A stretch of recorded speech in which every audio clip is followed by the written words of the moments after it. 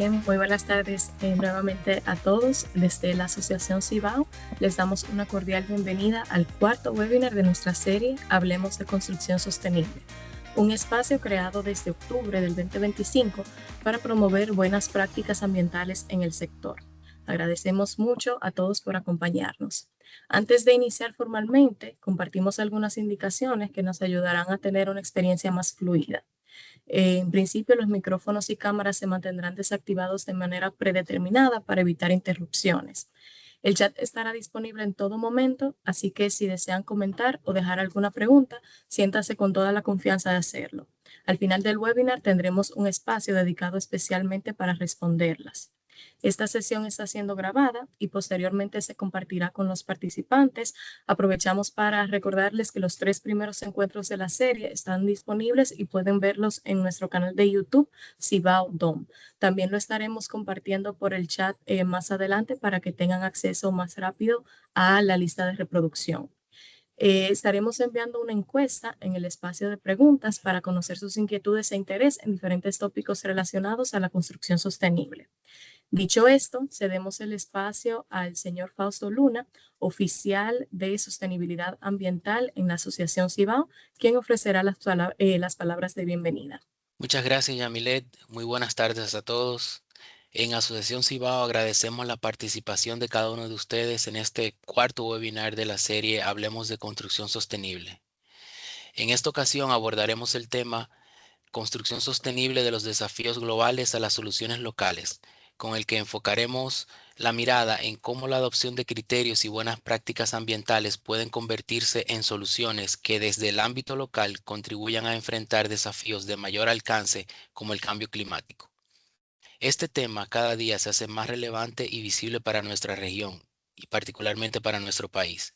Cada año somos impactados por la temporada de huracanes y otros fenómenos asociados a la variabilidad climática.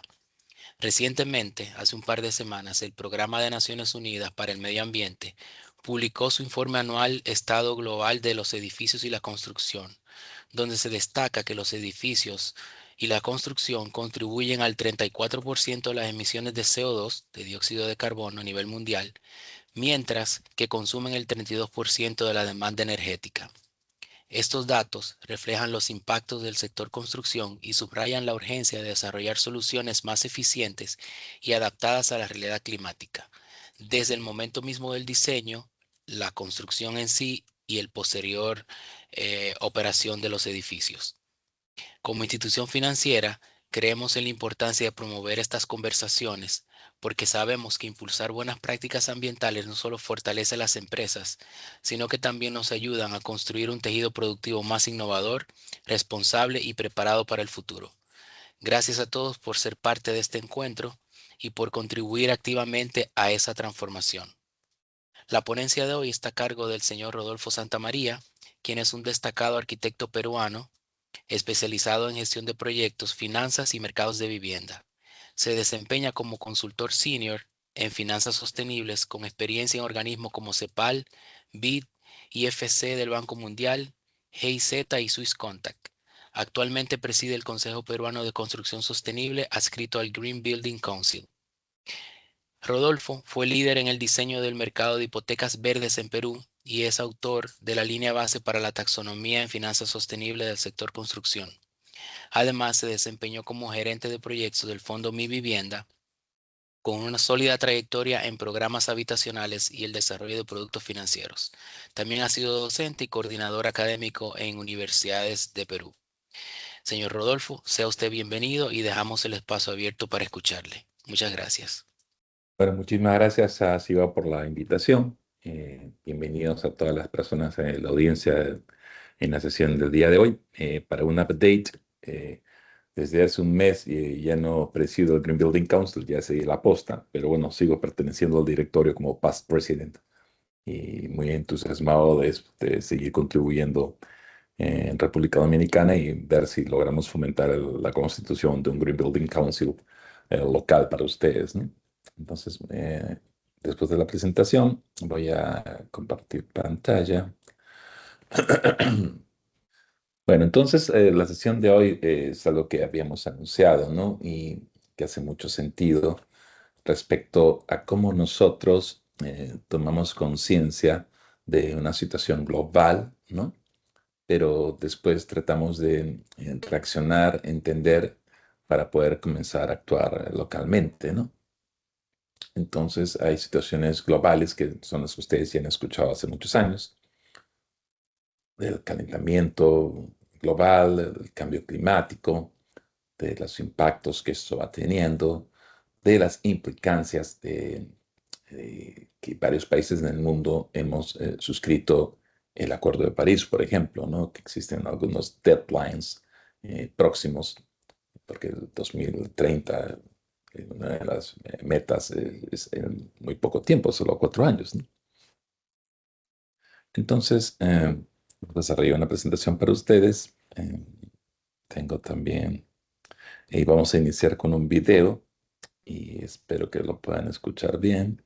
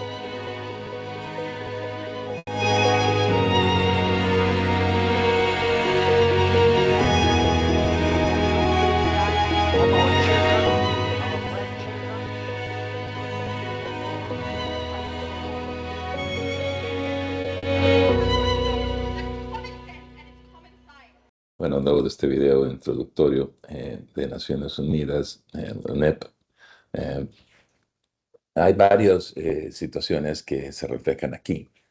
Algunas de ellas tienen que ver sobre los compromisos globales de varios países en el mundo y de cómo no estamos alcanzando las metas propuestas, ¿no? Y que en realidad después los compromisos nacionales de cada país respecto a las reducciones de emisiones, eh, tampoco estaríamos cumpliendo con el objetivo del control, ¿no? Del cambio climático. Algunas líneas donde sí podríamos participar, desarrollar, que tienen que ver con temas como vamos a ver el día de hoy o que me venían bien en estas sesiones de la industria de la construcción, por ejemplo, ¿no? Pero no solo eso, ¿no? Hay muchas más actividades. Entonces, tratar de recordar que varios países del mundo hemos suscrito el Acuerdo de París, algunos deadlines al año 2030 y el año 2050. Y la idea es que no excedamos las emisiones ni los incrementos de temperatura, ¿no? Y tenemos compromisos de varios países para reducir la emisión de gases de efecto invernadero, ¿no? Y por otro lado, para adaptar nuestra capacidad de lo que va a suceder, ¿no? Una vez que acontezca este cambio climático, ¿no? Y al 2050 se buscaba o se busca una neutralidad de carbono, ¿no? Y también quedan muy pocos años, ¿no? Globalmente, como reportan Naciones Unidas, cada aumento del calentamiento es importante, ¿no? Reporta que los últimos informes de ONU eh, se coincide que limitar el incremento de la temperatura va a ayudarnos para prever o prevenir estos impactos climáticos y tener un clima habitable. Recordemos que los incrementos de temperatura pueden hacer que los glaciares se deshielen más o pueden convertir ciertas zonas en trópicos, puede cambiar la flora y la fauna y inclusive el tema de las plagas, ¿no? Pero tal como está la situación, vamos a estar excediendo estos objetivos, ¿no? Y posiblemente el incremento de temperatura llegue a 2,8 para finales de siglo, ¿no? 2,8 grados centígrados, ¿no? Y las emisiones provienen de varias partes del mundo, ¿no? Pero sí existe un foco, ¿no? Respecto a que ciertos países son los principales emisores, ¿no? Los mayores emisores se encuentra China, con un altísimo nivel de industrialización. Estados Unidos, que es uno de los países que no ha suscrito el Acuerdo de París. La India, la Unión Europea en su conjunto. Indonesia, Rusia y Brasil, que fueron los causantes de la mitad de emisiones de gases al 2020.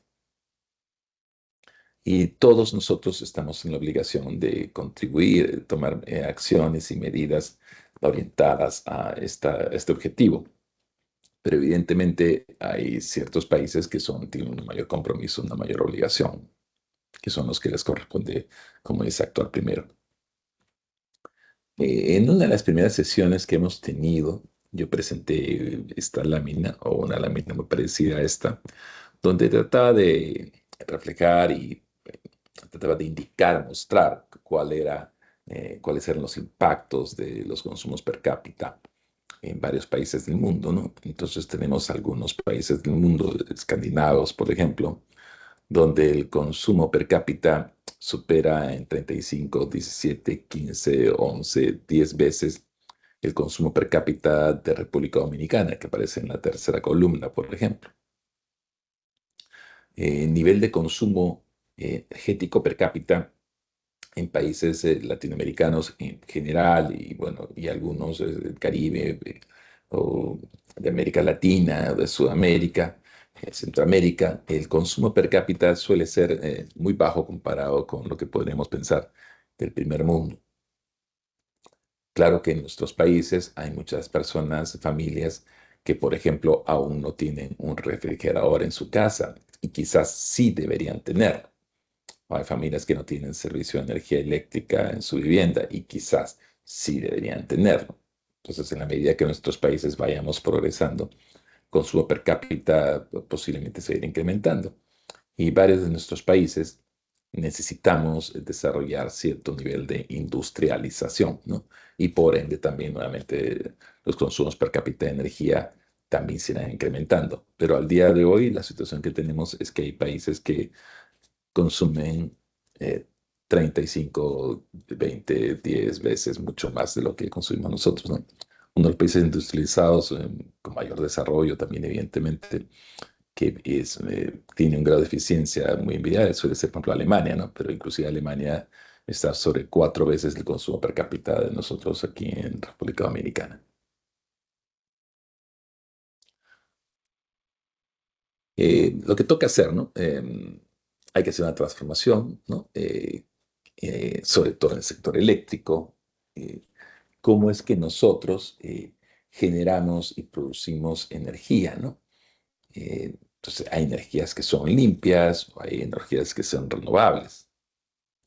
El tema de transporte. En alguna oportunidad se pensaba que una sociedad era más rica porque las personas tenían acceso a un vehículo y así se solía hacer la medición del desarrollo del país en algunos países, ¿no?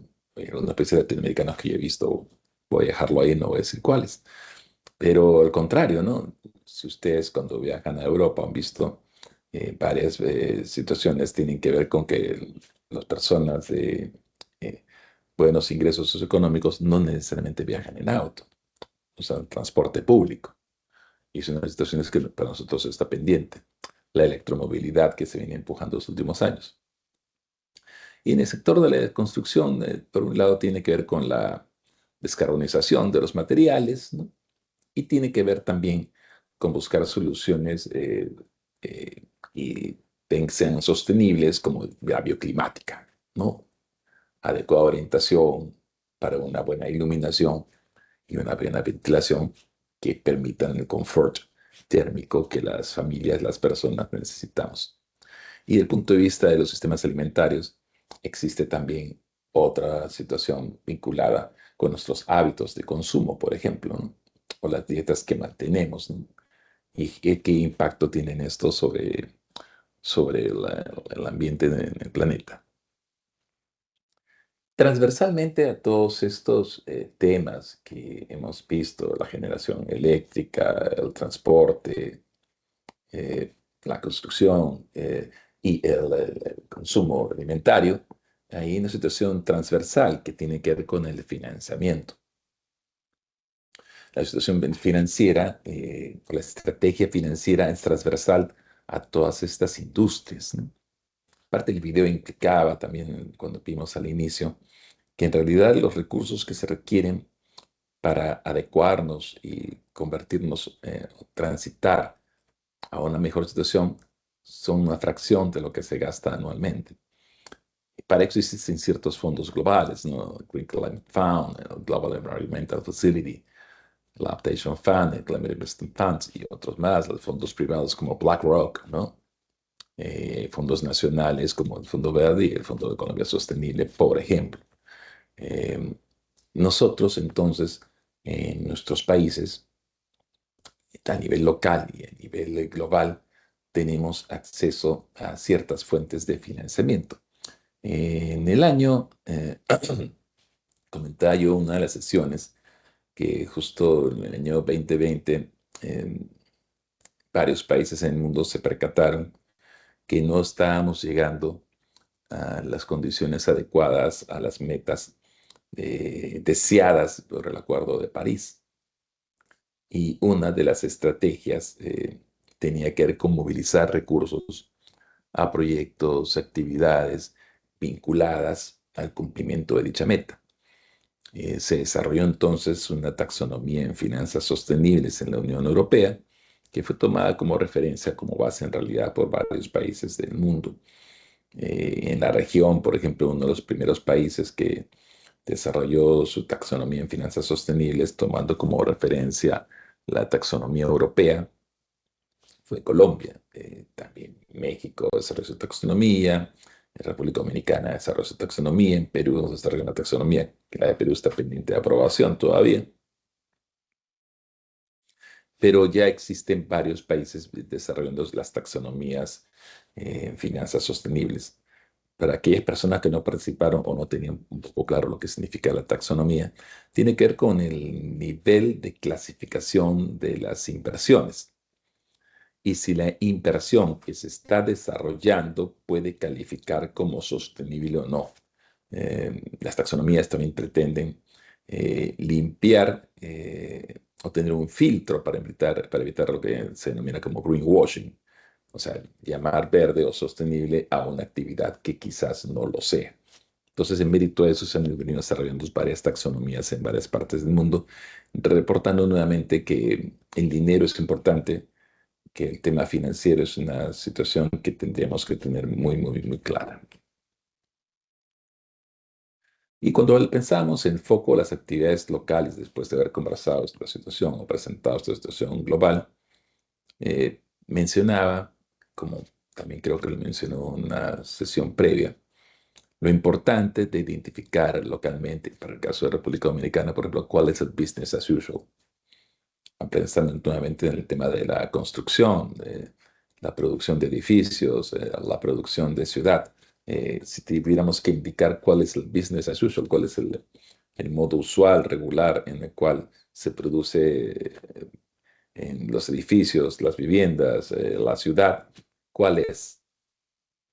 También considerar que existen medidas vinculadas a la sostenibilidad. Una de ellas tiene que ver con la mitigación, cómo nosotros mitigamos el impacto del calentamiento global hacia una descarbonización, pero por otro lado, que corresponde tomar en cuenta también para países como los nuestros, República Dominicana en especial también nuevamente, es la adaptación al cambio climático,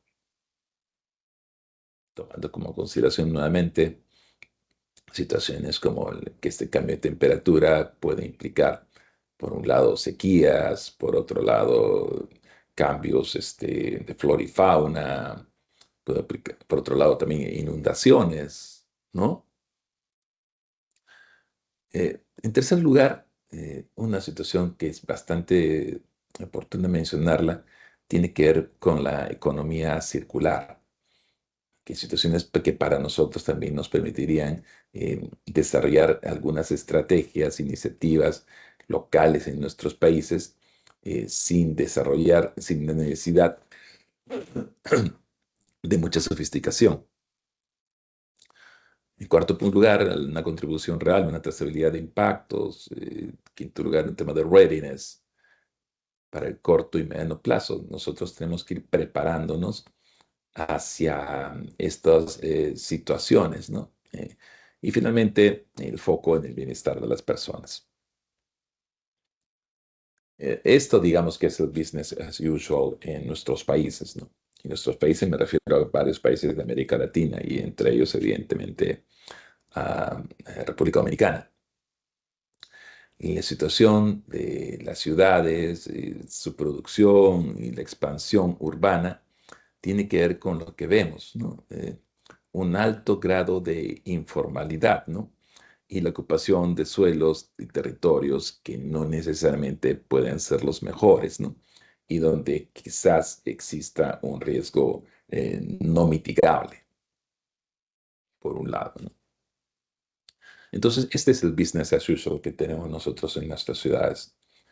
Este business as usual, a su vez, tiene una huella de carbono. Y esta huella de carbono es, como vengo repitiendo en varios países ya donde he participado, esta huella de carbono es mucho mayor a la huella de carbono de la producción formal y muchísimo, muchísimo mayor a la huella de carbono de un edificio sostenible que se encuentre certificado, ¿no? La huella de carbono que se produce cuando hay que reubicar a la población para evitar los riesgos es altísima. La huella de carbono que se produce cuando estas viviendas no son producidas en una sola oportunidad, sino que se producen en varios años, durante varios años, de poco a poco, poco a poco, la huella de carbono nuevamente también es altísima. Entonces, una situación a tomar en consideración viene a ser considerar cuál es nuestro business as usual. Ustedes han visto en varios países de América Latina, y bueno, lo ven todo el tiempo en República Dominicana también, que las áreas urbanas crecen en forma no planificada, ¿no? Y de forma desorganizada. Muy baja conectividad e intraurbana, lo que limita la capacidad del país de lograr un nivel mayor de productividad.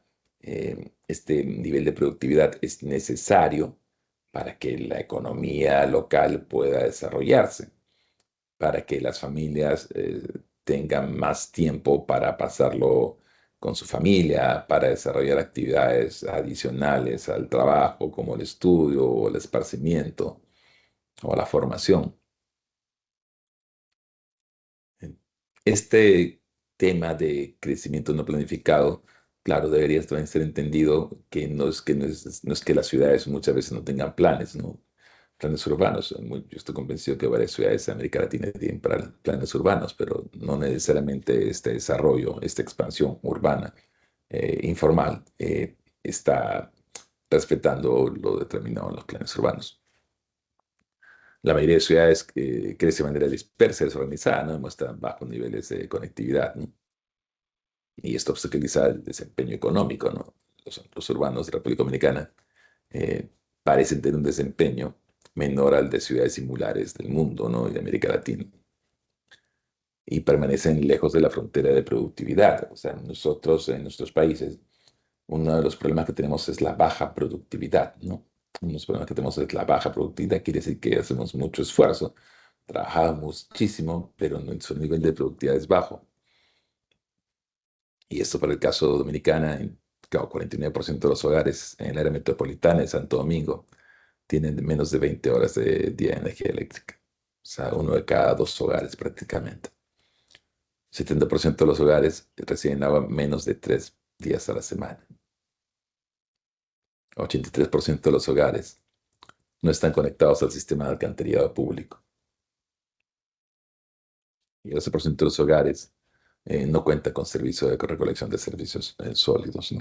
Recoge basura, como se le dice.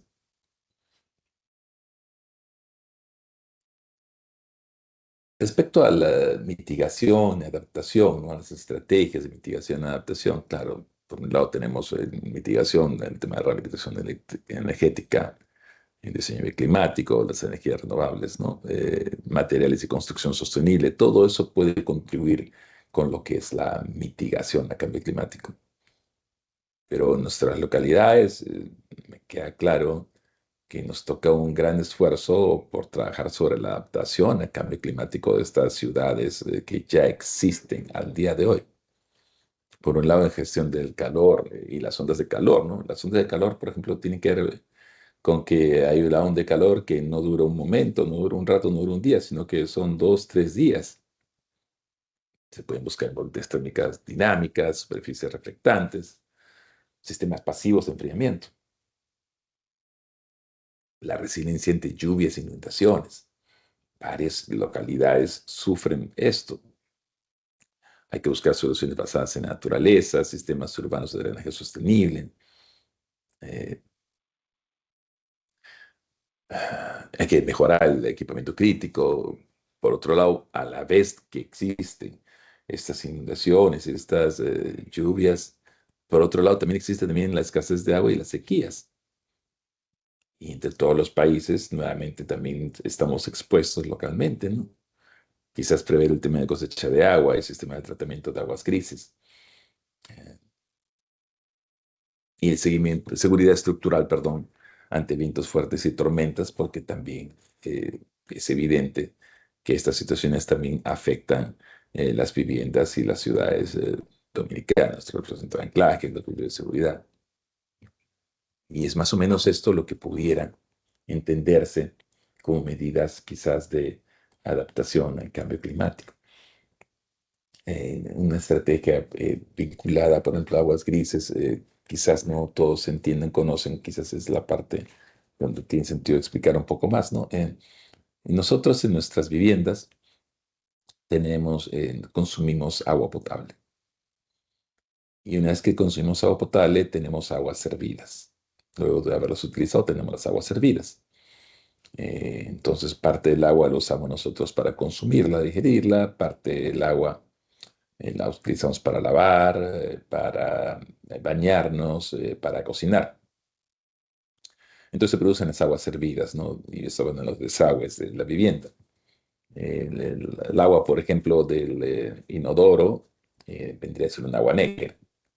El agua del lavado de la cocina, donde están las grasas y otro tipo de situaciones, eso también va a las aguas negras. Pero existen aguas grises, ¿no? El agua o el desagüe proveniente, por ejemplo, de la ducha, el agua proveniente de los lavamanos, y lo que vas a tener ahí tú posiblemente sea, claro, un poco de suciedad, material orgánico y jabón.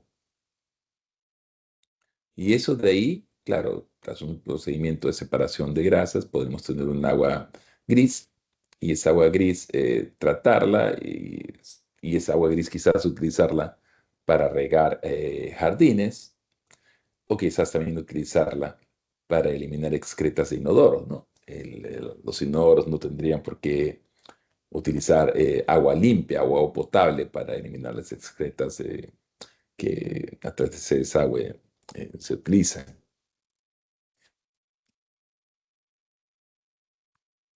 De otro lado, y creo que es algo en lo cual nosotros deberíamos tener mucho mucho presente, es que sí podemos actuar mucho, ¿no? En lo que nos toca la producción de edificaciones y de ciudad ahora, ¿no?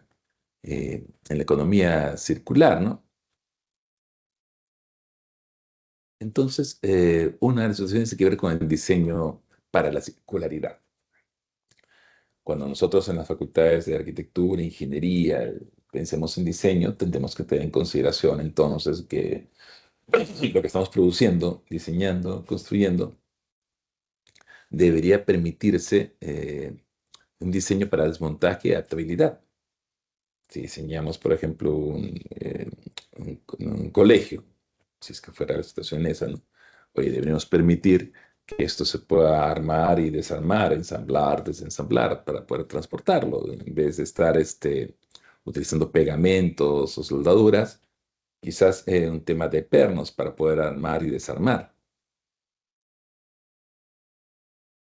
sin necesidad de estar destruyendo, ¿no? Permitiendo de esta forma la reutilización. Los pasaportes de materiales, ¿no? Que crea registros digitales que tienen su composición, ubicación y potencial de reciclaje de cada material, ¿no? Entonces, este edificio, esta edificación, teniendo un pasaporte de materiales, va a permitirle después ser, oye, reutilizado, ¿no? Que un banco de materiales para que pueda ser utilizado para otros usos, ¿no? Optimizar los espacios, ¿no? Las plantas libres. Hace muchos años, por ejemplo, varios edificios de oficinas tenían, claro, muchos cubículos u oficinas muy pequeñas para los distintos gerentes, jefes, unidades, almacenes. Y los últimos años hemos visto cómo estas oficinas han ido convirtiéndose a plantas libres, por ejemplo. Las plantas libres son más flexibles, ¿no? Permiten varios usos, ¿no? Entonces quizás también pensar en plantas libres, ¿no? eh, Abastecimiento de materiales circulares, ¿no? Contenido reciclado y renovable. Los aceros fabricados con chatarra, por ejemplo. Entonces, hay un reuso de los insumos, entonces hay una circularidad, ¿no? Cementos con adiciones de minerales pozolánicas de desecho industrial. Entonces, nuevamente, tratar de utilizar insumos que ya han sido usados previamente para seguir produciendo. Y manejo de bosque con certificación de madera o de manejo sostenible.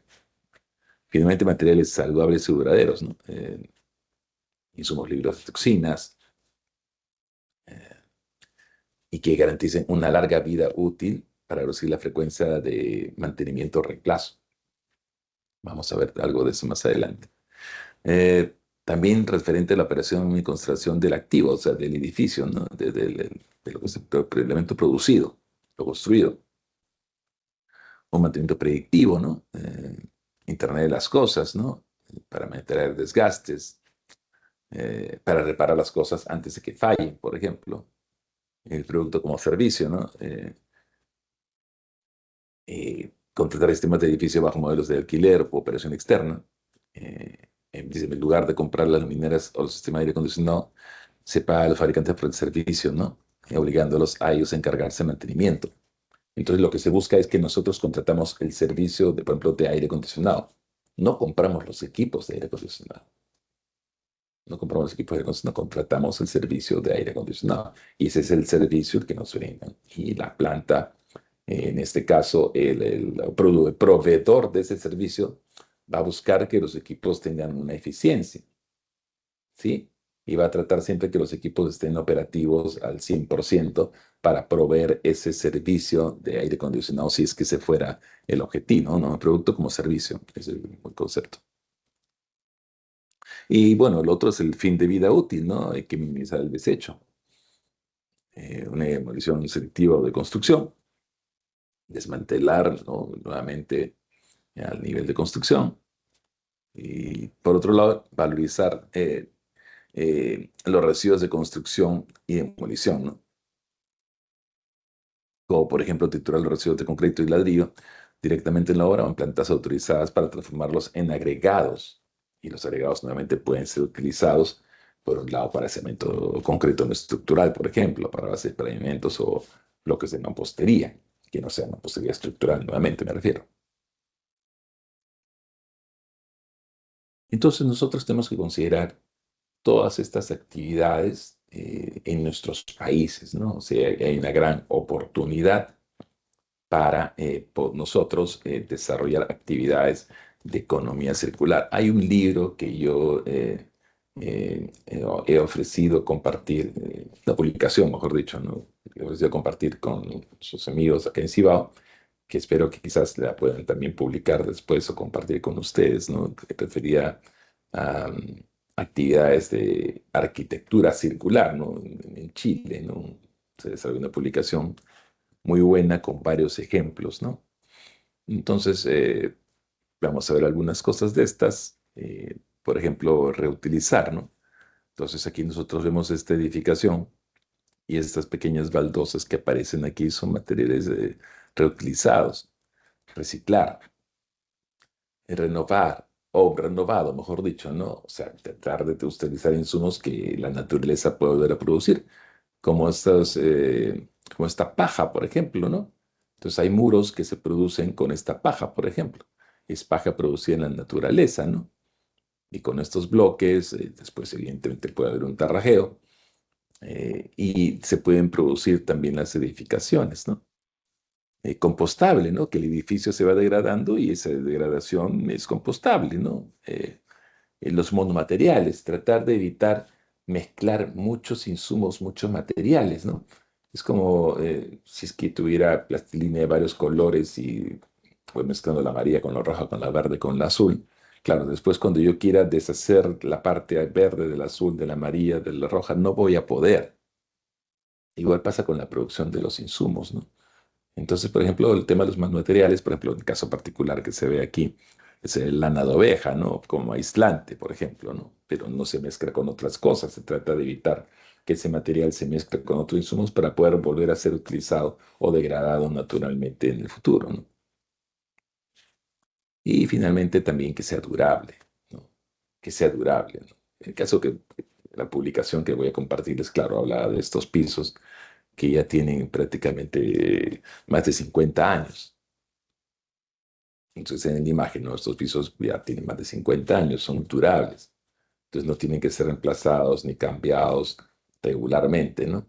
Porque son materiales que son durables, entonces esa durabilidad permite el uso continuo y evitar para los costos de operación y mantenimiento y por ende también las emisiones que esto implica, ¿no? Y la demolición.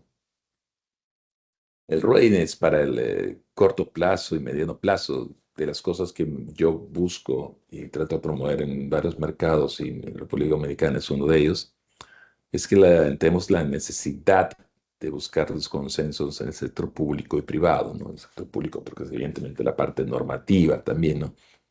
Y administración gubernamental, los ministerios, las municipalidades, fomentar el desarrollo de un Rebuilding Council local, un consejo local de construcción sostenible. Es una de las cosas que vengo promoviendo hace algún tiempo en República Dominicana, porque tiene una serie de beneficios, una serie de ventajas. Hay en la transferencia de conocimiento global que puede servir localmente. Fomenta el desarrollo de negocios vinculados a su sostenibilidad, en el reciclaje, en el reuso. Y hay varias empresas a nivel global que vienen utilizando y adquiriendo insumos a varios pymes para negocios que están vinculados, por ejemplo, al, al reciclaje o eliminación o a recomposición de los desechos en obra, ¿no? Por ejemplo, ¿no? La difusión del conocimiento, es muy importante difundir el conocimiento y gestionar actividades de corto plazo, los quick wins que se le dicen, ¿no? Y eso va a automotivarnos localmente también para seguir avanzando. Y finalmente, tener claro que lo más importante para todos nosotros son las personas. Se habla de cambio climático, se habla de descarbonización, se habla de menor emisión de gases de efecto invernadero, pero recordemos que el foco de todos nosotros debe estar en las personas, en las familias. O sea, todos nosotros, nuestra obligación es buscar el bienestar de las familias, de las personas, de la sociedad. Y para que eso suceda, evidentemente, tiene que controlarse el cambio climático, hay que hacer menores emisiones, tenemos que prever que no se inunden las calles ni las edificaciones, tenemos que prever que haya una mayor eficiencia y eficacia de la producción. Pero el foco siempre debe ser las personas, ¿no? Las personas, las familias, la sociedad dominicana. Bueno, entonces esa es la presentación que tenía para ustedes el día de hoy. Vamos a quedarnos sintiendo unos minutos y dejo de compartir. Muchísimas gracias, Rodolfo, por esta presentación tan interesante. En este momento abrimos nuestro espacio dedicado a responder sus preguntas. Estaremos revisando las que han dejado en el chat. Vemos que Fermín Acosta tiene la mano levantada. Vamos a estar permitiendo el uso del micrófono. Fermín, ¿puede compartirnos su inquietud? Sí que el micrófono está desactivado. ¿Ya me escucha? ¿Cómo estás, Sí, Rodolfo? Hola, buenas tardes a todos. Rodolfo, un placer saludarte. Eh, ¿Podríamos ver la plantilla anterior que tú estabas presentando, Rodolfo? Ya Sí, compartir de Fermín, nuevo. gusto de verte otra vez. Gracias. Bueno, en el tema, la anterior, en ese tema, no, la que estaba anterior. Bueno, Un segundo. la siguiente, Ya, donde ok, hablas de perdón. reciclar Sí, la sí, sí. siguiente. Esa. Exacto. Fomentar el desarrollo de negocios vinculados a la sostenibilidad. Para comentarte y comentarles a todos los que están conectados, que inclusive con la Asociación Cibao ya hemos conversado sobre este tema. Nosotros tenemos una fundación que existe en varios países que se llama Fundación Botella de Amor, que estamos en proceso de trabajo para comenzar a reciclar plástico y convertir ese plástico, que son bolsas de plástico, en madera de plástico, plastic lumber. Entonces ya nosotros tenemos acopio por aproximadamente 2 millones de libras de plástico, eh, que pienso que tiene un buen aporte para el tema de la sostenibilidad. Y pues sería interesante, Rodolfo, que luego tengamos una conversación sobre este tema, para ver cómo podemos impulsar esta producción de este plastic lumber en la República Dominicana. Y, Magnífico. Sí, sí, que y hay varias cosas muchas, ahí. y muchas gracias. Agradezco si esta presentación pudiese ser compartida porque me conecté bastante tarde. Gracias, señorita Yamilet. sí, más adelante les vamos a estar compartiendo la grabación de la presentación para que puedan tenerla. Bien, Pierre de Jesús Marte, arquitecto, docente universitario, dice, mencionó la importancia de impulsar un Green Building Council local y la difusión del conocimiento. ¿Existen iniciativas concretas en marcha donde profesionales y académicos podamos sumarnos y aportar? Quedo a la orden para colaborar en cualquier esfuerzo que contribuya a estos objetivos.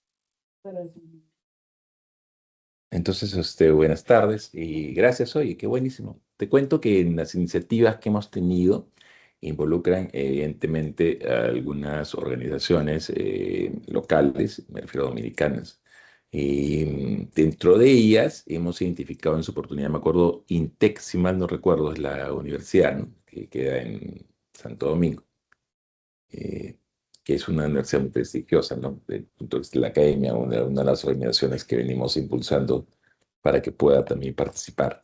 Eh, entonces, lo interesante es que se pueda constituir el Green Building Council local. Vengo yo coordinando con algunas instituciones ello. Evidentemente, esto tiene que ser una semilla que yo impulso, ¿no? Pero la decisión de la constitución debe ser evidentemente local, ¿no? Y ahí estamos trabajando. Pero de todas formas, mira, ve, yo está buenísimo, yo entenderé, Pierre. Le voy a pedir que a Yamilet que me ayude con tus datos, tu contacto, y después tenemos una sesión particular contigo, si te parece. Liz, estaremos poniéndolos en contacto. Ah, sí. Entonces, Paola pregunta, ¿cómo podemos sensibilizar a los consumidores y desarrolladores para implementar prácticas de construcción sostenible? Ya, mira, te cuento lo que me pasó a mí, ¿no? Yo siempre cuento esta anécdota y que creo que la dije una vez, pero la voy a repetir. Yo, el año 2001 hice una maestría con los holandeses sobre construcción sostenible. Entonces, más o menos aprendí algunas cosas. No construcción sostenible, perdón, era gestión urbano-ambiental, para hacerlo claro. Después, el 2005, hice un diplomado de construcción sostenible con el IHS de Rotterdam. Y después, el año 2006-2007, hice un curso en Suecia también. Y recién fue el año 2010 cuando yo estuve en un evento en Dessau, donde queda la Bauhaus, para mayor referencia, en Alemania, y había una oficina del medio ambiente alemán, y pude participar de un evento que se llamaba Greening Real Estate Markets, haciendo verde los mercados inmobiliarios. Y yo afortunadamente pude escuchar, ver, entender que había bancos y desarrolladores inmobiliarios que tenían más profit, o sea, mayor beneficio, produciendo verde. Para que nuestras iniciativas de sostenibilidad funcionen, tengan sentido, tienen que ser replicables y escalables. O sea, tienen que ser negocio, tienen que ser un negocio para alguien. Por ejemplo, hay cosas que son obvias, pero les voy a decir. Si mañana hacemos un nuevo edificio de oficinas premium, ¿no? En Santiago, ese edificio que voy a desarrollar en Santiago y me lo voy a quedar yo como un activo de renta para empresas locales o empresas internacionales que deseen tener una oficina en Santiago, ese edificio yo de todas formas lo voy a certificar posiblemente como LEED.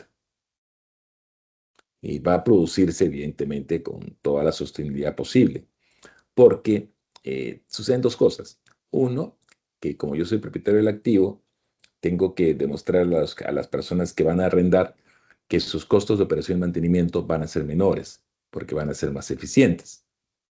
También, del otro lado, existen regulaciones corporativas para las filiales internacionales, por ejemplo, que indican que solamente pueden operar en edificios sostenibles.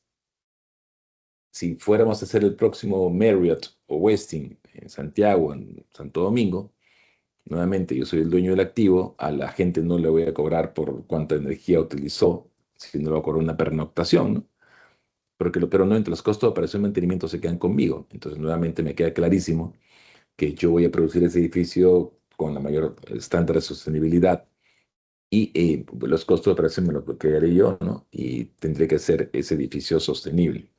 Eh, entonces, existe al día de hoy una línea que ya no tiene vuelta atrás porque simplemente la sostenibilidad tiene que ver con una mayor eficiencia, con un mejor uso de recursos. Entonces, independientemente de que sea sostenible o no sostenible, tiene que ser así porque hay una oportunidad de retorno económico de la inversión, un payback que puede ser corto de 3, 5 años. Entonces, hace mucho sentido eso, ¿no? Nosotros es por ahí quizás donde seamos más eficientes impulsando, ¿no? Bien, muchas gracias. Tenemos otra pregunta de parte de Yara Hernández, que dice, de manera práctica, si ya estamos habitando una vivienda que no fue construida con criterios de sostenibilidad ambiental, ¿qué podemos hacer para comenzar a tener hábitos que sean más amigables con el ambiente? Mira, hay cosas muy sencillas que sí podemos hacer, que tienen que ver con nuestros consumos, ¿no? Bueno, cosas que son obvias, pero lo voy a repetir, por ejemplo, ¿no? Las luminarias que utilizamos, los sensores de movimiento que permiten no tener prendidas las luces las 24 horas del día, ni las 12 horas, ni las 8 horas, sino que se activan con el movimiento. Están los sistemas de calentamiento, por ejemplo, de agua. También hay sistemas que son más eficientes y otros menos eficientes. Las griferías que utilizamos. eh, por ejemplo, hay griferías que tienen de frente con aereadores un 30-40% de ahorro respecto al consumo regular. Los inodoros que solemos utilizar por lo general en nuestras viviendas antiguas suelen tener filtraciones, siempre el agua está corriendo el inodoro, por ejemplo, ¿no? Hay cosas muy, muy, muy sencillas que tienen en realidad un alto impacto sobre la ciudad y la sostenibilidad. Bien, creo que esa es la última pregunta que tenemos en el chat. No sé si alguien más eh, desea hacer otra pregunta. Sí, y gracias, Rodolfo, por la presentación. Yo tengo una inquietud partiendo de que tenemos en la audiencia varios representantes de universidades. Desde su punto de vista y su experiencia, ¿cuál debe ser el rol o cuál puede ser el rol de la academia en todo esto, en todo este ecosistema de la construcción sostenible? Eh, Gracias. Yo contaba hace unos minutos las experiencias académicas que yo obtuve. Y varias experiencias académicas no fueron pocas, fueron muchísimas. Y digamos, yo voy a presumir que varias de ellas de muy buena calidad. Pero no hizo sentido para mí hasta que lo pude desarrollar o empatar con la actividad económica, con la actividad empresarial. El conocimiento que nosotros desarrollamos en las universidades, nuestra obligación es transferirla a la industria, a la sociedad, con los empresarios. Y ahí entonces un espacio que nos obliga a buscar una mayor productividad, una mayor eficiencia, tal como indicaba yo al final de la presentación, buscando el beneficio de las personas, de las familias, de la sociedad, igual desde el punto de vista de la academia, buscando el beneficio de la sociedad, de las industrias, identificando puntos de dolor y demostrando que nosotros, a través del conocimiento que hemos adquirido en las universidades, somos capaces de mejorar esos costos de operación, mantenimiento, rendimiento para las industrias, para las empresas, para la sociedad, ¿no? Entonces, yo creo que una de las cosas que no necesariamente hacemos bien desde la academia suele ser esa, ¿no? No solemos empatar nuestra actividad académica, nuestro saber, con el rol de las empresas ni con la búsqueda de esa mayor rentabilidad en el buen sentido entendida, ¿no? De acuerdo, gracias. Bien, queremos agradecerle nuevamente por acompañarnos y por su interés en este tema tan importante para el futuro de la construcción sostenible. Un agradecimiento especial nuevamente al señor Rodolfo Santamaría por su tiempo, su experiencia y por compartir hoy con nosotros. Esperamos que este espacio haya sido valioso y que continúe inspirando nuevas conversaciones y acciones dentro del sector. Les comentamos nuevamente que además esta sesión estará disponible próximamente en el canal de YouTube de la asociación, junto a las anteriores que ya se las compartimos a través del chat de la reunión. Gracias nuevamente por estar con nosotros y que tengan todos muy buenas tardes.